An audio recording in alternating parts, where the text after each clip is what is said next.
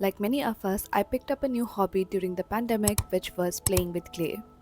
Little did I know that what started as a simple creative escape from my day to day life would soon become a small business and would transform my life completely in the best way possible. So, today I want to share my journey with you guys and share with you guys how you can turn your passion into something bigger and something more sustainable. And I will talk about the steps that worked out for me so that you can apply that in your journey. And also, I will be talking about the many mistakes that I made during this process so that you guys can avoid it and you can move forward with more confidence. So let's dive in. If you guys are new here, hey guys, this is Annie. I am a cold porcelain clay artist and I make cute clay charms to keep my inner child alive and hopefully give you all a serotonin boost. And I also turned this into a small business named as Sugar Cafe Charms, where I sell my clay creations and my resin creations. And a lot of you guys wanted to know how I started it and how you can start it too. And so with this video, I will try to answer some of those queries. Since I'm an artist and I have an art-based business, that is what I'm going to talk about, but feel free to apply that to your niche of business. This is a long journey, but for the sake of this video, I have broken this entire thing into 8 different parts. Of course, in real life, things aren't that easy because everything is not that neatly divided, so it's not always clear in which phase you actually are. Still, I will do my best to walk you through each of these phases so that it's easier for you to understand and apply. Alright, without any more talking, let's dive in. So the first step is of course to decide what you want to sell. This is very important because this will shape what kind of business you will be running. As I said, I will be talking about art-based small business, and from my experience, you can divide art-based small business into 3 categories. First is a handmade business where everything is made by you by hand. Second one is designed by you but outsourced, which means that you design but the production is handled elsewhere. And the third one will be a mixture of both where you hand make some components and then outsource some of the other components. Let me give you some examples of each of these from the small businesses that I personally know. For a handmade business, you can take my business into consideration because every single charm is handmade by me. For the second category, there is one of my friend Ray store. So everything is designed by her, but the manufacturing is mostly done by machines or somewhere else. For the third one, you can consider my friend Sonia Disgusty. She makes a lot of her components for her small business and a lot of things are outsourced as well. Understanding which model fits you the best is very crucial because each one of them demands different time and investment. For example, a handmade business will take you more time, but the investment can be a lot lower because you can just start out with a few pieces and see if it's working out. With outsourcing, the production will take a lot less time because you are just focusing on the design and the production is handled somewhere else. But this will take a higher investment because you might need to buy new equipment, you might need to deal with manufacturers who have a minimum order quantity, which can be really tough if you are a broke student like me. But if you believe that this product is going to work out and it will take off, then this is a risk that is worth taking, and you can probably ask your parents for that initial investment, or even better if you have an elder sibling with a job. And the third model falls somewhere in between, giving you more flexibility in both time and cost. So depending on how much time and money you can invest, you can choose what you want to sell and what kind of business you want to run. Once you have decided what you want to sell, the next step, which is an important step, is finding the raw material. Even if you're running a small business, there are a lot of things that you need to outsource, like for example your packaging material, your boxes, freebie stickers, and a lot of other things. And of course, if you're manufacturing everything, then you have to find your manufacturer. A lot of people get confused where to find them, and here are 3 places that I would recommend. The first one is Amazon. Most of my raw materials are from Amazon, like my simple keychains and a lot of my jewelry findings, my initial packaging boxes, everything was got from Amazon. And the best part is they usually don't have a large MOQ, and usually they offer free shipping as well. If you are manufacturing anything though, Amazon sometimes give you the seller contacts, so you can either contact them directly by email or message or whatever the source of communication that is given on the site, and just see if they are open to working with you. The second place is Instagram. I know this might sound a little weird, but trust me, it's kind of like a hub of a lot of other small businesses, and all I need to do is search for one particular product, and then the Instagram algorithm works in a way that it will show multiple small businesses selling that stuff. And I usually save that post, compare the prices, talk to the seller just by DMing them, and it's very easy. And usually the sellers over on Instagram are very sweet from my personal experience. A lot of my stuffs like my designer keychain, the boxes that I use now, my business cards, my freebie stickers are all from other small businesses on Instagram. And as I said, they were very sweet. It makes the whole process very smooth and easy. The problem or the risk that is associated with this one is that a lot of the time there will be a lot of pages which will look really genuine, but in real this will be scam pages. So you have to be a little more careful and do your proper research before you are placing an order with them. Check their highlights, check for customer reviews, check for reels, and check whether the content they are producing is original or if it's just something that they have found on the internet and reposted. And that way you can find genuine sellers. The third place, of course, is the local sourcing. We should not forget about our local markets, because a lot of the things like a lot of my cutters and a lot of my molds, some of my jewelry findings like jump rings are locally sourced. I get them from local stationery shops, so you can give that a try. And sometimes it's just a matter of going out and finding something that works for you. Some of the other places that you can also check if you are from India is India Mart and also Meesho. And if you are from somewhere else, I just know that there are a lot of sites like AliExpress, Alibaba, so you can just check them out. I have never personally tried them, but I have seen a lot of people who use them and it works out great for them. And again, for any of these, you have to do your proper research and just see whatever works for you. Okay, so now that you know what kind of business you would run and you have found your raw materials, the third would be investing into your business.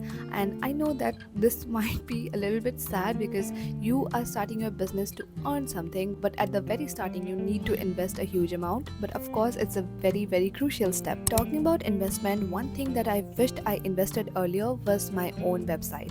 I am very bad at technical things, and so as a person who does not know anything about website making, I thought it would take a lot of time for me to make, and the process is very complicated. And this is where our today's sponsor Squarespace came in and proved me wrong and showed me how easy it is to make a completely customized website. With amazing features like pre-designed templates, fluid engine feature for drag and drop ease, complete freedom over your website, flexible payment for customers, and many others, Squarespace helped me create my own website ready to launch within 2 hours of me working on it, making it one of my favorite platforms to use. And the best part is you can try all these features for free by visiting squarespace.com, and when you are ready to launch your site, you can head over to squarespace.com/sugarcafejams to get 10% off on your first purchase of a domain or a website. And thank you so much Squarespace for sponsoring today's video and supporting my business. So this year, build your dream website using Squarespace. Okay, but before you start investing on your website, you need to invest on your business, on the raw materials and everything that you need to start out your business. Here comes the third point, which is to keep your initial investment low. I would suggest to test out the water before you jump into it. And basically what I mean by this is to check whether people are really interested in this product before you mass manufacture it or before you mass make it. Because not every idea is going to sell well, and that's completely normal in any business, especially if you are an art-based business. It does not mean that your art is bad or the product itself is bad. It might be for a multiple reason, like maybe you did not advertise the thing very well, or maybe it's a very niche specific product which only caters to a few people. So first, manufacture a small amount, or if you're hand making things like me, make small amount of pieces and see if people are actually interested in them. And if it turns out good, then you can go ahead and mass manufacture it. Here you can also do pre-orders. That's something that I do to see how many people are actually interested in buying the product, and that is something that you should do as well. Because sometimes as artists we cannot really differentiate between the business aspect and the art business. We sometimes think that if this product is not selling well, it's not the product that is the problem, it's our art that is the problem, and it's a huge demotivator. So just know that not every idea is going to sell well. So just take an interest check, see whether people are liking it or not, whether it's a sustainable thing that you can produce or not, and then mass manufacture it or mass produce it. Now, I just recommended that you should keep your initial investment low, but at the same time I will say that if your business is really taking off and you see that you have a lot of customer, you are getting a lot of attention for a product, don't be afraid to invest on things that you think will make your business smoother and easier to run. even though if it's a high budget thing.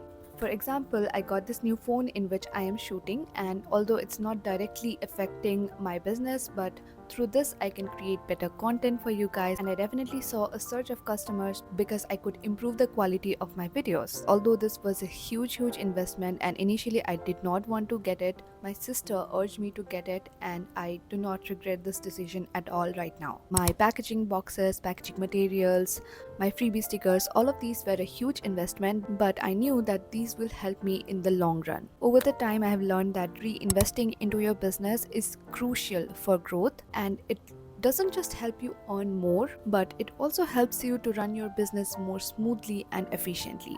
So definitely don't be afraid to invest in things which will make your business life easier, but of course again after you are sure that this product is going to work well. Okay, so now that you have actually invested in your products, now it's time to find your buyers and audience. In today's day and age, social media is your best friend. I know that this is a really difficult part because I myself am very camera conscious and I did not have any social media till I turned 19. So it was really difficult for me to get into this habit of showing up and putting stories every day or putting posts every day, putting out videos every day. So I know that this might be a little awkward, but it's very essential for your business to grow, of course. I have never invested in a single ad in my entire life, and all my buyers have come from the audiences that used to like my content, that used to engage with my content, and ultimately decided to buy from me. I think as an artist, sometimes it's very essential to just shove your art into people's faces like, see, this is what I made.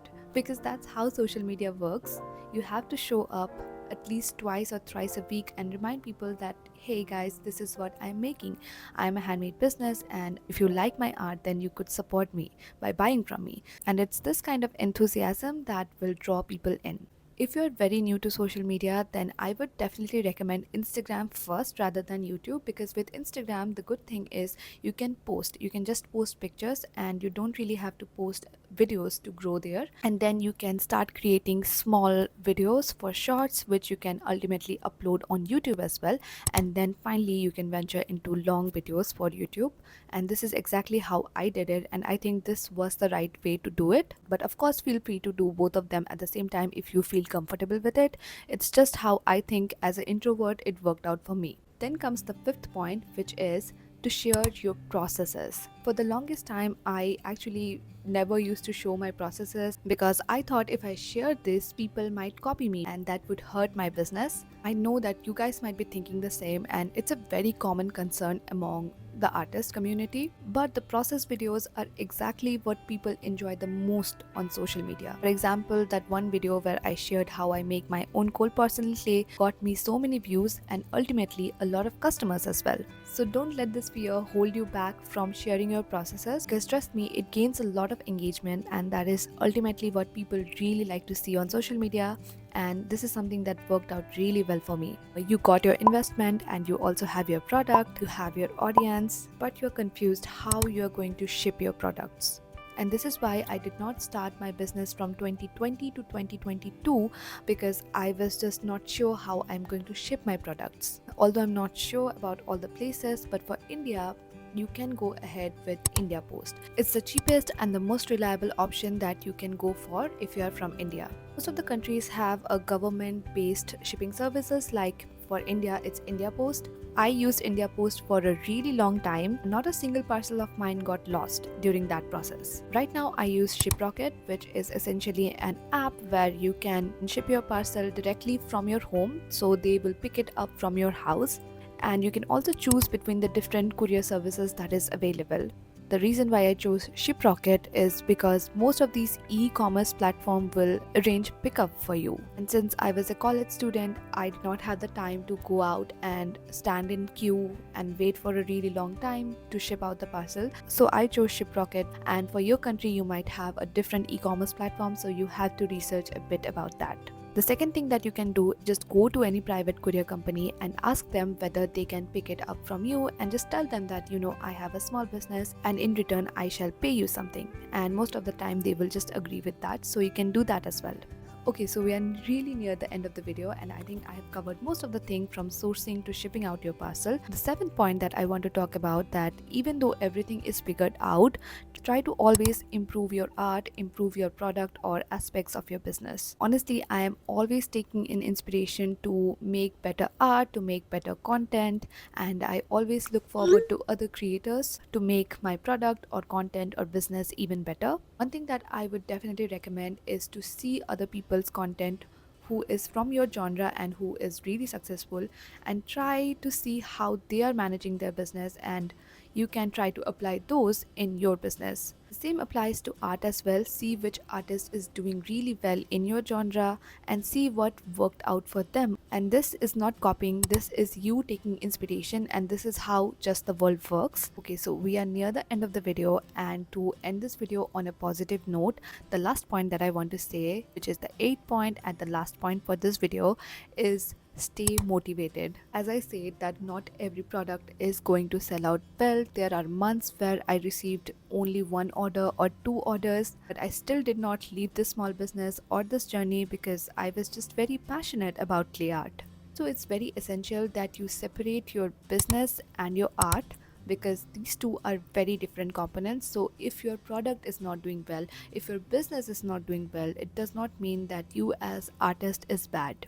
Initially, if you're not seeing the sales, just remember that there is an audience for you. You just have to find it, and that will take time.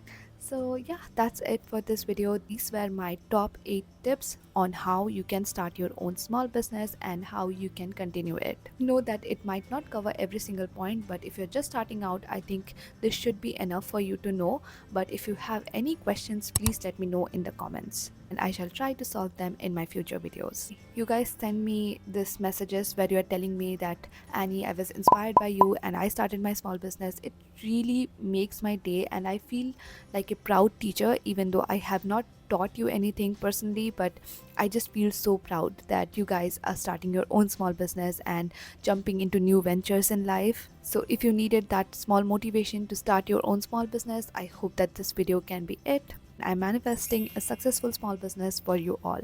And thank you so much for tuning in. I really hope you guys enjoyed, and stay very happy and happy creating.